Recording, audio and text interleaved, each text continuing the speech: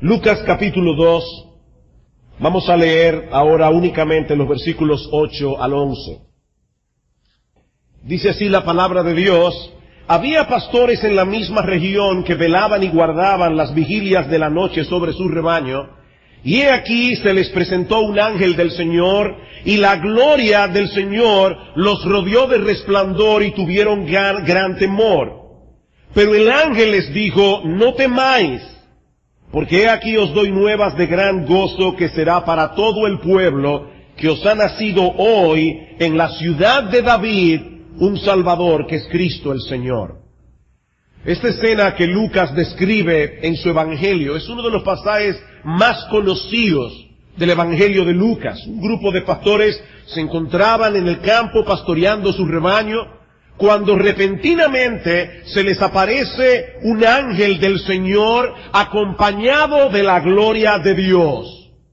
Sin ningún aviso previo, en medio del silencio que suele reinar en los campos y en las montañas, la oscuridad de la noche se despeja por completo para dar paso a una luz intensa y brillante. Fue como si la noche se hubiera transformado en día en un segundo.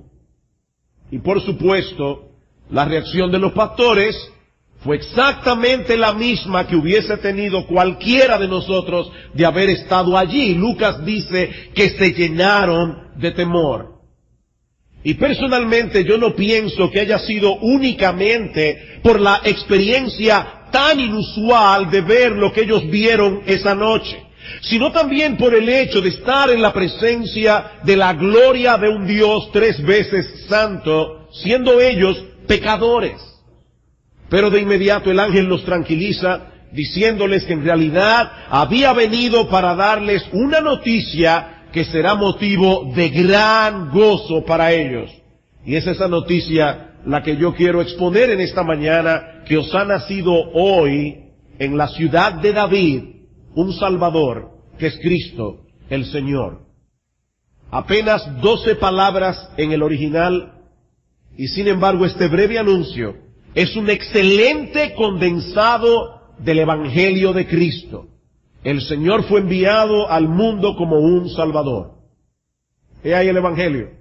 El Señor fue enviado al mundo como un Salvador. Ese era el foco de su misión en el mundo. Ese es el centro de mi mensaje en esta mañana. Ahora bien, la palabra salvación o la palabra Salvador no posee contenido en sí misma. Y yo sé que todos aquí entendemos perfectamente que un Salvador está supuesto a salvar. Pero esa palabra necesita un contexto para que pueda tener significado. Decirle a una persona que necesita un Salvador no tiene ningún sentido, a menos que le digamos previamente de qué peligro o de qué problema esa persona necesita ser salvada. Y eso es precisamente lo que hace la Escritura en el contexto del nacimiento de nuestro Señor Jesucristo. Si ustedes recordarán, en el relato que da Mateo en su Evangelio, dice en el capítulo 1, versículo 19, que cuando José se dio cuenta de que María, su prometida, estaba embarazada, él quiso dejarla secretamente para no exponerla a una vergüenza pública, pero un ángel del Señor se le aparece en sueños y le dice: José, hijo de David, no temas recibir a María tu mujer, porque lo que en ella es engendrado del Espíritu Santo es, y dará a luz un hijo, y llamarás su nombre Jesús, porque él salvará a su pueblo de sus pecados. El nombre hebreo Yeshua es la forma abreviada de Yehoshua, que significa Jehová es salvación. La razón por la que Jesús se llama Jesús no es porque José y María se pusieron a pensar qué nombre le iban a poner al niño y les pareció bonito el nombre de Jesús. No, la razón por la que Jesús se llama Jesús es porque su nombre revela la naturaleza de su misión. Él salvará a su pueblo de sus pecados. En ese sentido, Jesús es muy diferente a todos los líderes religiosos del mundo, porque Él no vino simplemente como un maestro de preceptos morales o a mostrarnos el camino de la superación personal o para que nosotros podamos tener un encuentro místico con Dios. No, Él vino a salvar a su pueblo de sus pecados. El pecado no solo nos separa de Dios, que es infinitamente santo y justo, sino que también nos expone a recibir de Él lo que justamente merecemos por todas nuestras transgresiones a la ley moral de Dios. Y yo estoy muy consciente de que esa no es una verdad muy popular en estos días, porque el hombre contemporáneo se estima demasiado a sí mismo, a la vez que desprecia profundamente la idea de un Dios que tiene derecho a poner las reglas de juego. Decía Horacio Bonar, un siervo de Dios del siglo XIX, que la incredulidad envuelve dos cosas: una buena opinión de sí mismo y una mala opinión de Dios. La incredulidad del hombre envuelve dos cosas: una buena opinión de sí mismo y una mala opinión de Dios. El hombre es incrédulo porque se estima demasiado a sí mismo. Aparte de que la palabra pecado hace mucho tiempo que dejó de formar parte del vocabulario normal del hombre en Occidente. El hombre contemporáneo hace decisiones desafortunadas, o comete errores de juicio, o toma decisiones equivocadas, pero él no se ve a sí mismo como un hombre pecador que merece el juicio de Dios por sus pecados. Es por eso, mis amados hermanos, que si nosotros queremos ser eficaces en la proclamación del Evangelio, no debemos tomar como punto de partida el amor de Dios, sino la justicia de Dios. Y otra vez, yo sé que este no es un mensaje muy popular en estos días, pero hermanos, si nosotros queremos que los hombres nos tomen en serio, no debemos comenzar a hablar del amor de Dios sin antes presentar claramente la justicia de Dios. De hecho, ese es el punto de partida que Pablo toma en Romanos capítulos 1, 2 y 3. Vayan conmigo a Romanos capítulo 1. El apóstol Pablo quiere explicar a estos hermanos en Roma cuál era el mensaje del Evangelio que él predicaba. Y dice en el capítulo 1, versículo 16, yo quiero ir a Roma a predicar el Evangelio, porque yo no me avergüenzo del Evangelio, porque es poder de Dios para salvación a todo aquel que cree, al judío primeramente y también al griego, porque en el Evangelio la justicia de Dios se revela por fe y para fe, como está escrito, mas el justo por la fe vivirá. Yo quiero ir a Roma a predicar las buenas nuevas de salvación. Pablo, ¿y por qué el hombre necesita escuchar esas buenas nuevas de salvación? Versículo 18, porque la ira de Dios se revela desde el cielo contra toda impiedad e injusticia de los hombres que detienen con injusticia la verdad. Pablo no comenzó su exposición del Evangelio diciendo, Dios te ama y tiene un plan maravilloso para ti. Pablo comenzó predicando el Evangelio diciendo, la ira de Dios se revela desde el cielo contra toda impiedad e injusticia de los hombres que detienen con injusticia la verdad. Algún día todos nosotros nos presentaremos delante del tribunal de Dios. Y escuchen lo que dice Pablo en el capítulo 2, versículo 3. ¿Y piensas esto, oh hombre, tú que juzgas a los que tal hacen y haces lo mismo, que tú escaparás del juicio de Dios? Es interesante notar que el incrédulo no ha perdido la capacidad de juzgar a otros. El incrédulo no ha perdido la capacidad de juzgar a otros. Lo que él no puede hacer es una evaluación correcta de sí mismo. Pablo dice, ¿tú crees, oh hombre, que juzgas a los que tal hacen y tú haces lo mismo, que tú escaparás del juicio de Dios? ¿O menosprecias las riquezas de su benignidad, paciencia y longanimidad, ignorando que su benignidad te guía al arrepentimiento? Dios es un Dios paciente, Dios es un Dios bueno. Dice en el versículo 5, pero por tu dureza y por tu corazón no arrepentido, atesoras para ti mismo ira, para el día de la ira y de la revelación del justo juicio de Dios, el cual pagará a cada uno conforme a sus obras. Hermanos cristianos que están aquí hoy en la mañana, de Iglesia Bíblica del Señor Jesucristo, de Iglesia Cristiana Oasis o de cualquier otra iglesia, escucha con atención lo que Pablo está diciendo aquí. Dios pagará a cada uno conforme a sus obras. Y ahora viene un texto bien extraño, dice Pablo, vida eterna a los que perseverando en bien hacer, buscan gloria, obviamente la gloria de Dios, como se ve en el capítulo 3, versículo 23, gloria y honra e inmortalidad, pero ira y enojo a los que son contenciosos y no obedecen a la verdad, sino que obedecen a la injusticia. Pablo parece estar diciendo aquí que la salvación es por obras. Yo no sé si se dieron cuenta. Pero Pablo está diciendo aquí, Dios ha prometido vida eterna a los que perseverando en bien hacer, no al que hace un bien de vez en cuando, al que perseverando en bien hacer buscan gloria y honra e inmortalidad. El problema es que en el capítulo 3 Pablo va a decirnos que nadie en el mundo hace eso. Absolutamente nadie. Capítulo 3, versículo 9. ¿Qué pues diremos? ¿Somos nosotros los judíos mejores que los gentiles paganos? En ninguna manera, pues ya hemos acusado a judíos y a gentiles que todos están bajo pecado. Como está escrito, no hay justo ni aun uno.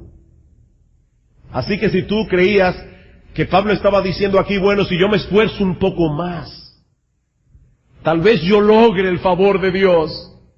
Escucha bien lo que Pablo está diciendo en el capítulo 3, versículo 10. No importa cuánto te esfuerces, no hay justo ni aún uno. Y ahora, en el resto del pasaje, Pablo va a decirnos lo que el pecado ha producido en el corazón del hombre. Versículo 12, Pablo dice, versículo 11, perdón, en primer lugar, que el pecado ha dañado nuestro entendimiento. Dice Pablo, no hay quien entienda.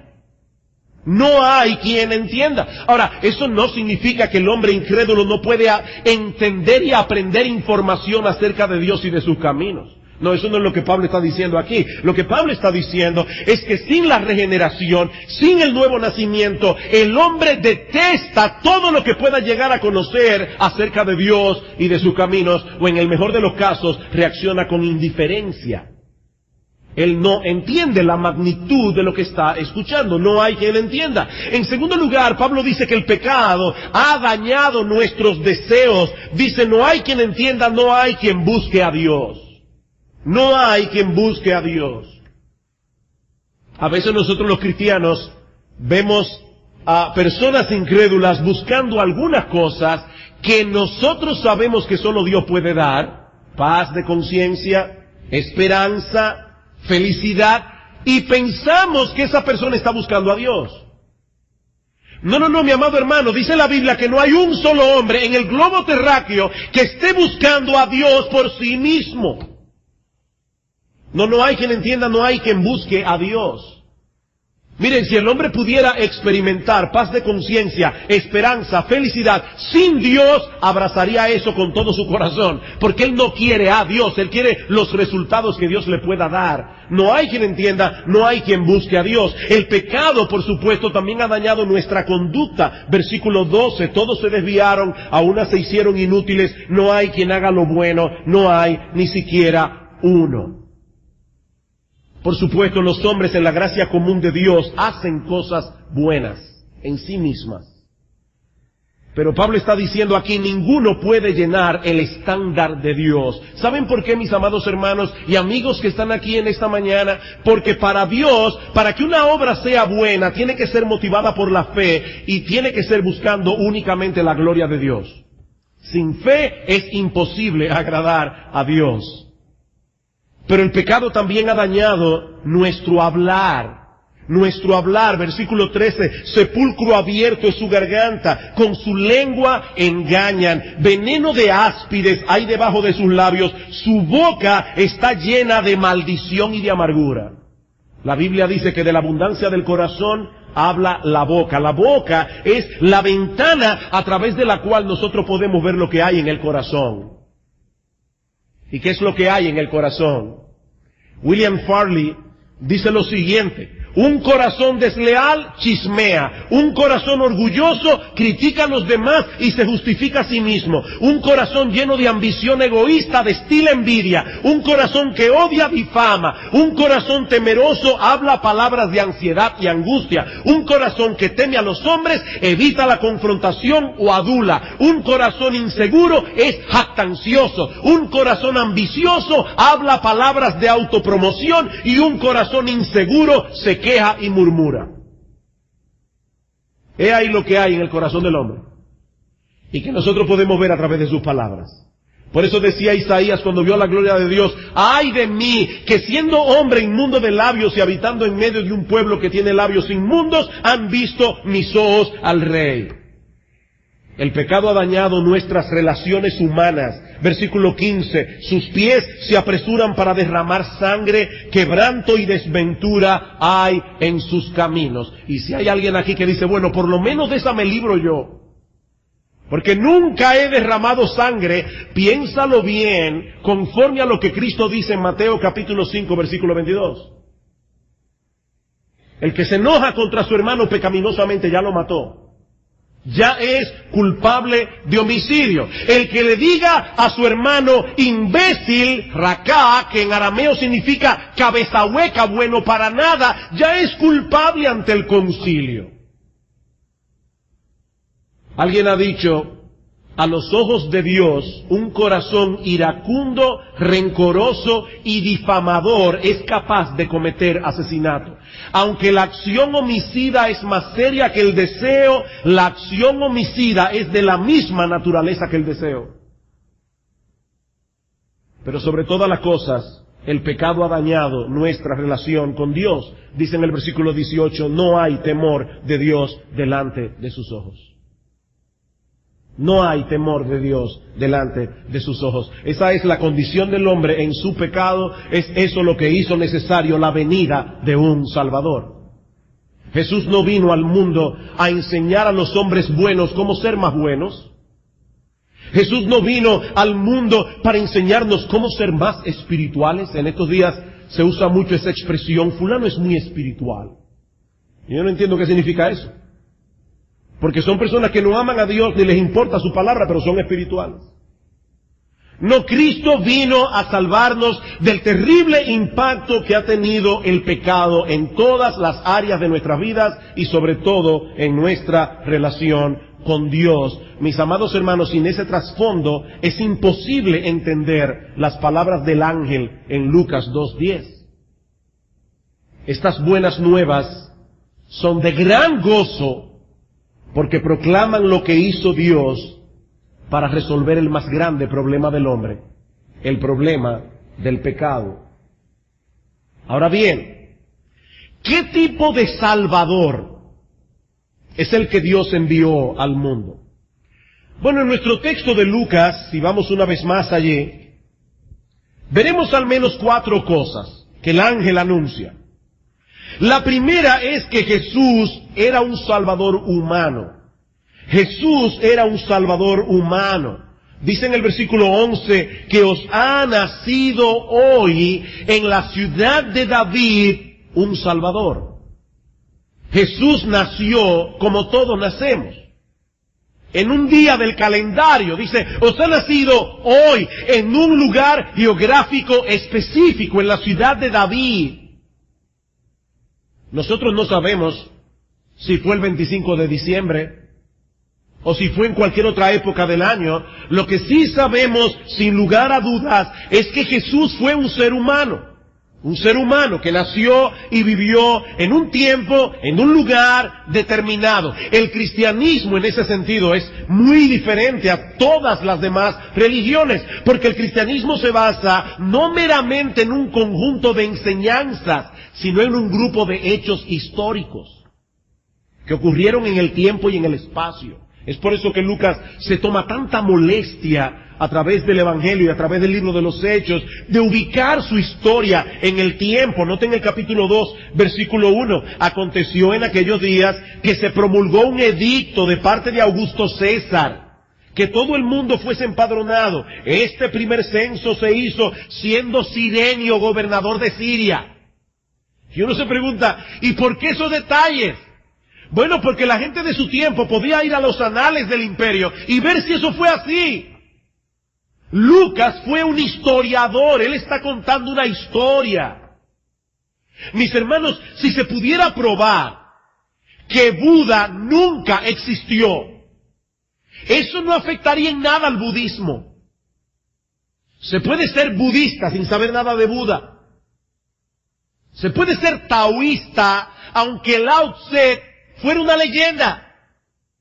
Pero eso no sucede con Jesús y el cristianismo. Los hechos narrados en los evangelios son fundamentales para la existencia de la fe cristiana.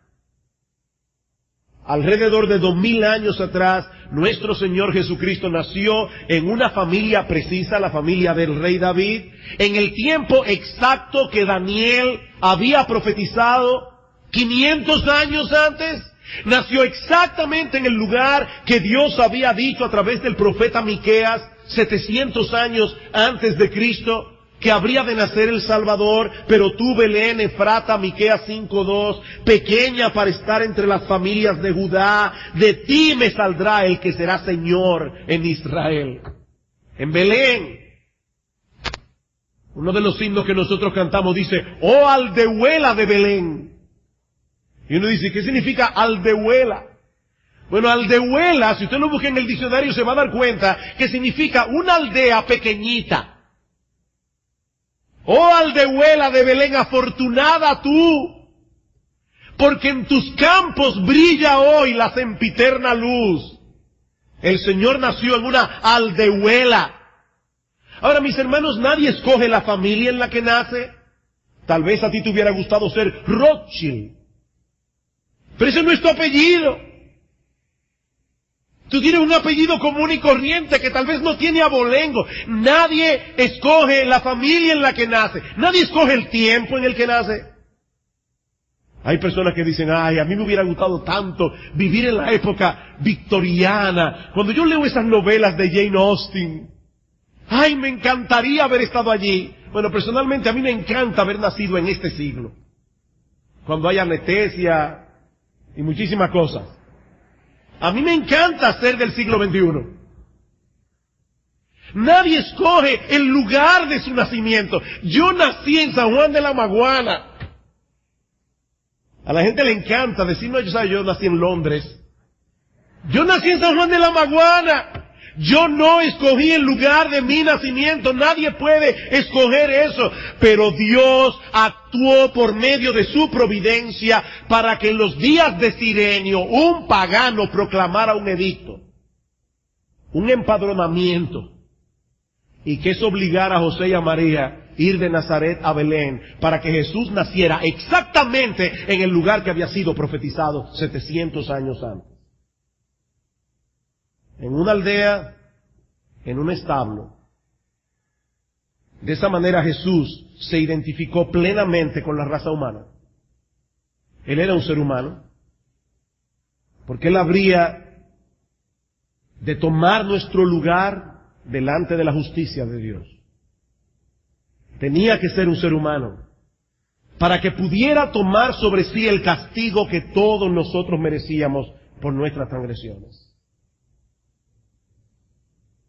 Pero al mismo tiempo que es un Salvador humano, el ángel también anuncia que Jesús es un Salvador divino, que os ha nacido hoy en la ciudad de David un Salvador que es Cristo el Señor. No se equivoquen. Que es Cristo el Señor. La palabra Cristo es el equivalente griego de la palabra hebrea Mesías, que significa el ungido de Dios. En el Antiguo Testamento, los reyes, los profetas, los sacerdotes eran ungidos, y nuestro Señor Jesús es el Cristo, Él es el Mesías, Él es ese rey, ese profeta, ese sacerdote que había sido profetizado en el Antiguo Testamento. Ahora noten que ese Jesús que es el Cristo, es al mismo tiempo el Señor. El Señor. Nosotros no sabemos qué tanto entendieron los pastores esa noche. Pero mis hermanos, el significado de las palabras del ángel no dejan lugar a dudas en cuanto a la naturaleza de ese bebé, de ese niño que había nacido en Belén. Noten el versículo 9. Y he aquí, se les presentó un ángel del Señor. Y la gloria del Señor los rodeó de resplandor. Versículo 15. Sucedió que cuando los ángeles se fueron de ellos al cielo, los pastores se dijeron unos a otros: pasemos pues hasta Belén y veamos esto que ha sucedido y que el Señor nos ha manifestado. Ellos sabían que ese mensaje acerca del niño había venido de parte del Señor, es decir, de Dios mismo. Pero lo increíble es que lo que el ángel acaba de anunciarles es que ese niño recién nacido era precisamente el Señor. ¿Ven ustedes eso? El Señor había enviado un ángel para anunciar el nacimiento del Señor. La Santísima Trinidad, Dios Padre, Dios Hijo, Dios Espíritu Santo, tres personas, un solo Dios. De manera que lo que acababa de ocurrir en la aldea de Belén era simple y llanamente el nacimiento del Todopoderoso. En el principio era el Verbo era con Dios, el Verbo era Dios, y aquel Verbo se hizo carne y vimos su gloria, gloria como del unigénito del Padre, lleno de gracia y de verdad. Si bien era imprescindible que el Salvador fuera humano, también era imprescindible que fuera divino. De lo contrario, no habría podido satisfacer la justicia infinita de Dios. Eso es exactamente lo que nosotros tenemos en Jesús. A un Salvador que es 100% Dios, 100% hombre, con todas las características que hace que Dios sea Dios y con todas las características que hacen que el hombre sea hombre. Como dice Pablo en 1 Timoteo capítulo 3, versículo 16, indiscutiblemente grande es el misterio de la piedad. Dios fue manifestado en carne, el Eterno se introdujo en el tiempo y vino a ser como una de sus criaturas con todas las limitaciones que eso implica. Increíble, impresionante. Me encanta como lo dice ese himno de los Getty, la plenitud de Dios en un bebé. La plenitud de Dios en un bebé. Esa noche en Belén, Dios había cumplido la promesa que había anunciado a su pueblo a través del profeta Isaías, también 700 años antes de Cristo. He aquí que la Virgen concebirá y dará a luz un hijo y llamarás su nombre Emmanuel, Dios con nosotros. Dios con nosotros. Y más adelante vuelve a anunciar en Isaías capítulo 9, versículo 6, porque un niño nos es nacido, hijo nos es dado, y el principado sobre su hombro, y llamará su nombre, el nombre de ese niño, admirable, consejero, Dios fuerte, Padre eterno, príncipe de paz. Pero el ángel no solamente anuncia que el Salvador era humano, que el Salvador era divino, sino que al mismo tiempo anuncia que el Salvador era eminentemente personal. El Salvador era eminentemente personal. Lo que el ángel anunció a los pastores no fue que José y María tuvieron un hijo. A veces uno lo llama, ¿verdad? O uno se entera ahora por Facebook. Fulana dio a luz, el Señor le dio un hijo. No, lo que el ángel vino a anunciar a los pastores no fue que José y María tuvieron un hijo. Lo que el ángel vino a anunciarle desde el cielo no fue que en Belén había nacido un niño muy especial. Os ha nacido hoy a ustedes un Salvador. os ha nacido un Salvador. Fue por ustedes y para ustedes que Dios hizo un milagro tan portentoso. Fue para vuestro beneficio. El problema que ese niño vino a resolver era tanto personal como universal. Todos somos pecadores, pero no por eso nuestros pecados individuales son menos dignos de condenación a los ojos de Dios. Tú y yo necesitamos un Salvador, como si no hubiese nadie más en todo el universo que tuviera que dar cuentas a la justicia divina. Muchas veces las personas pretenden justificar sus pecados con la excusa de que todos lo hacen. Pero todo el mundo hace, es más y hasta peor. En el día del juicio, esa excusa no tendrá ningún valor. Ningún valor. Cada uno tendrá que presentarse ante el tribunal de Dios para dar cuentas, y el estándar será la opinión de Dios, no la de la mayoría.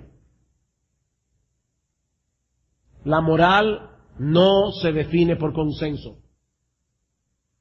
La moral se define por la justicia perfecta e inflexible de un Dios 3 veces santo y perfectamente justo. Pero es ahí precisamente donde entra en juego este bendito Salvador anunciado por el ángel. Un Salvador que nace para beneficio de cada pecador individual que se acoja a la misericordia de Dios. Querido hermano, querida hermana, yo no sé si tú has pensado en esto antes, pero Cristo no solo murió por ti en la cruz del Calvario, Él nació por ti. Cristo no solo murió por ti, Él nació por ti en un establo de Belén. Ahora, obviamente, tenía que nacer para poder morir, pero ese es un detalle que a menudo se pasa por alto. Déjeme decirlo de otra manera. El nacimiento de nuestro Señor Jesucristo fue un regalo personalizado de parte de Dios.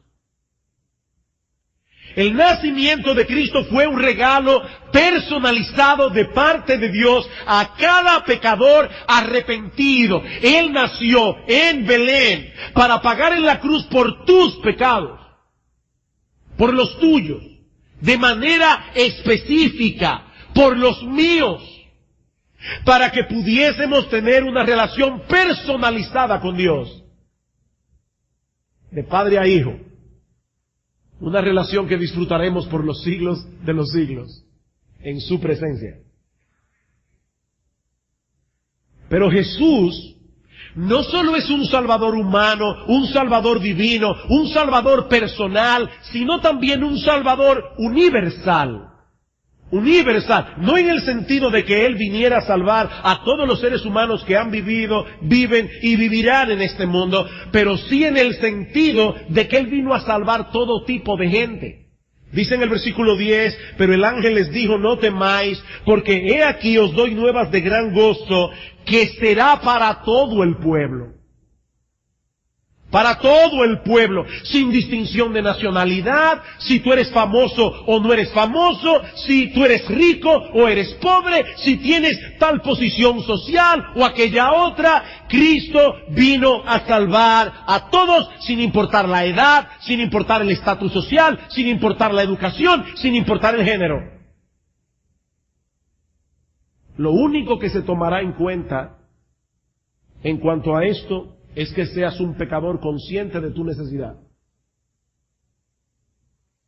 Yo estaba pensando mientras preparaba este mensaje acerca de la sabiduría de Dios. Si este anuncio de los ángeles se hubiese hecho en la corte de Augusto César o en el palacio de Herodes, los pobres se habrían sentido excluidos. O si este anuncio se hubiese hecho en la casa del sumo sacerdote o en la de algún fariseo prominente, entonces los publicanos y las rameras se habrían sentido excluidas. Pero Dios en su sabiduría envió el anuncio angelical a un grupo de pastores. Hombres que pertenecían a una clase social menospreciada en Israel. No solo debido a que generalmente eran hombres pobres, sino también debido al hecho de que por la naturaleza de su trabajo, los pastores no podían llevar a cabo, observar todas las reglas de la ley mosaica. Aparte de que, generalmente hablando, eran considerados como unos mañosos. Ustedes saben que todos esos pastores juntos, pastoreando la oveja de este y la oveja de aquel otro, de repente se perdió una oveja, eran considerados unos mañosos, a tal punto que en los días del Señor, a los pastores no se les permitía dar testimonio en los tribunales. Su testimonio no era válido. De hecho, de paso, esa es una de las cosas por las que yo veo la inspiración divina de las Escrituras. Si Lucas se hubiera puesto a inventar una historia, jamás hubiera dicho que el ángel se apareció a unos pastores. Porque los pastores eran nadie en esa época. Pero eso fue lo que pasó. Él no está inventando una historia. Dice Lucas que él investigó diligentemente las cosas que habían sucedido. Por eso, cuando Jesús resucitó, se apareció a un grupo de mujeres y las mujeres tampoco podían dar testimonio en los tribunales. Siendo Rey de Reyes y Señor de Señores, Jesús no vino al mundo a identificarse con los poderosos.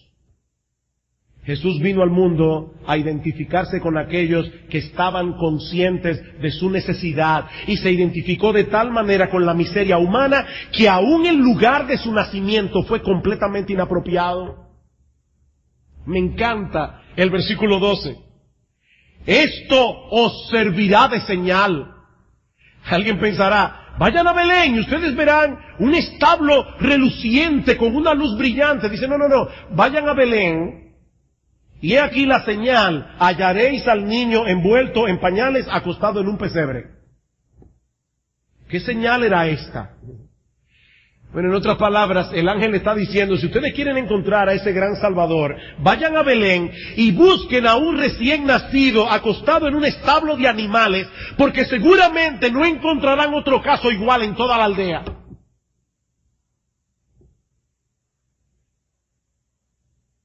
El más grande escogió nacer en el lugar más bajo. Eso es algo tan extraordinario que llena de emoción y admiración aún a los ángeles del cielo. Dice en el versículo 13, y repentinamente apareció con el ángel una multitud de las huestes celestiales que alababan a Dios y decían, gloria a Dios en las alturas y en la tierra paz, buena voluntad para con los hombres. Qué sabio es Dios, que primero envió un solo ángel. Ustedes se imaginan si a estos pastores se le hubiera aparecido toda la hueste celestial de repente. Un colapso. Pero Dios primero envía un ángel. Ellos se acostumbran al asunto. Y después que ellos están más o menos acostumbrados, entonces aparece esta multitud de ángeles que alababan a Dios por su amor y su bondad para con una raza que no merece otra cosa que juicio y condenación. Y escuchen el canto, voy a leer ahora de la Biblia de las Américas, porque traduce mejor el original. Gloria a Dios en las alturas y en la tierra paz entre los hombres en quienes Él se complace. Es por gracia, y solo por gracia. Estos ángeles, yo no quiero ponerme a especular, pero yo creo que estos ángeles estaban boquiabiertos, anonadados, porque estaban plenamente conscientes de la naturaleza de ese niño que había nacido en Belén. En el cielo ellos estaban acostumbrados a hacer lo que ese Jesús ordenaba. En el cielo estaban acostumbrados a darle a ese Jesús honra, gloria y adoración. Y ahora era un bebé.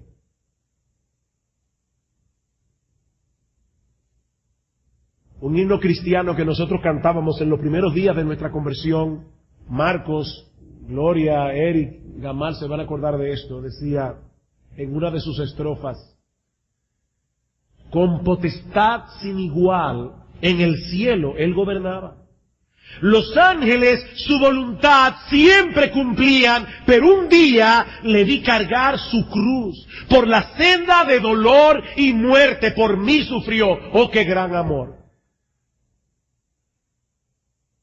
Fue ese sentido de asombro el que llevó a esta multitud de ángeles a prorrumpir en alabanza y adoración ante el extraordinario y benevolente amor de Dios. Pero el relato no concluye allí.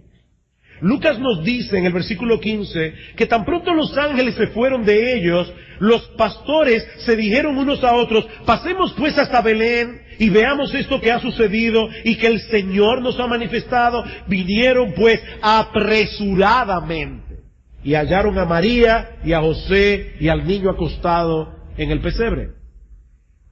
De repente todo lo demás dejó de tener importancia, excepto trasladarse hasta Belén para ver a ese niño.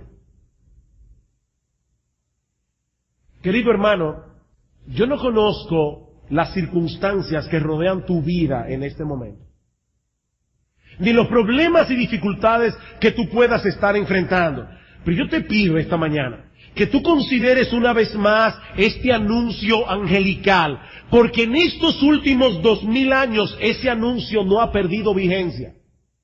He aquí, os doy nuevas de gran gozo, que será para todo el pueblo, que os ha nacido hoy en la ciudad de David un Salvador, que es Cristo el Señor. Probablemente algunos de estos pastores tenían problemas muy similares a los tuyos, o tal vez peores. Tal vez alguno de estos pastores tenía a su esposa enferma en casa, o tal vez no tenían con qué pagar la renta ese mes. Eran pastores, era gente con trabajo duro, personas que tenían sus propios problemas. Pero la noticia que Dios había enviado, de que Dios había enviado un Salvador a resolver el más grande de nuestros problemas, era lo suficientemente extraordinaria como para llenar de gozo el corazón en medio de las tribulaciones y sufrimientos más agudos de esta vida presente. Os ha nacido un Salvador. Mi amado hermano, vuelve tu vista a ese establo en el que nació Jesús y detente a contemplar esa extraordinaria manifestación del amor de Dios. El Dios soberano del universo, aquel que llama a cada estrella por su nombre, el que sustenta todas las galaxias con la palabra de su poder, se hizo hombre. Se hizo hombre. Asumió una naturaleza humana semejante en todo a la nuestra, pero sin pecado, para hacerse cargo de tu culpa y de mi culpa en la cruz del Calvario. El regalo de Navidad de parte de Dios a un mundo que le odia.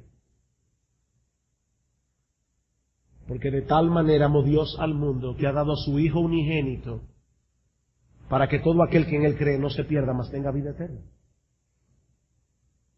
Mis hermanos, ¿creen ustedes que ese texto se escribió para los incrédulos? Yo no creo. Yo no creo. Dios nos está diciendo: hijo mío, de tal manera amó Dios al mundo del cual tú eres parte, que ha dado a su Hijo unigénito, para que todo aquel que en Él cree no se pierda, mas tenga vida eterna. ¿Saben, mis hermanos, cuál es nuestro problema? Que con el paso del tiempo nos vamos acostumbrando a ser cristianos. Con el paso del tiempo comenzamos a olvidar lo horrible que son nuestros pecados a los ojos de Dios. Y por esa misma razón comenzamos a decaer en nuestro aprecio de la gracia de Dios. Un viejo dicho dice: en la misma medida en que nuestros pecados son amargos, en esa misma medida la gracia de Dios será dulce. En la misma medida en que nuestros pecados sean amargos, en esa misma medida la gracia de Dios será dulce. Oh, de cuántos pecados nos ha perdonado Dios y de cuántos nos sigue perdonando.